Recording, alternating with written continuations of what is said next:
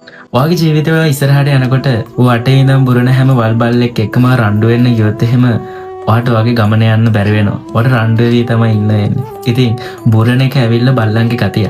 මොකද බල්ලෝ බුරන්නේ අඳුරන්නේ නැති මිනිසුන්ටනේ. අන්න ඒ වගේ තමයි අපේ ජීවිතෙත් අපිට වැඩිපුරම කතා හදන්න ප්‍රශ්න දාන්නේ අපිව දන්නේ නැති මිනිස්සු.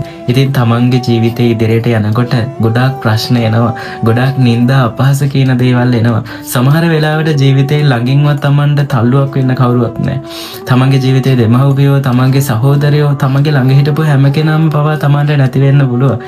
හැබැයි ඔයාගේ ජීවිතේ පටන් ගත්ත අඩිය එහෙමම අවසාන වෙන තාක්කල්ම තියෙන්න ඕනේ. ජීවිතය අනිවාර්යෙන්ම දිනන්න ඕනේ.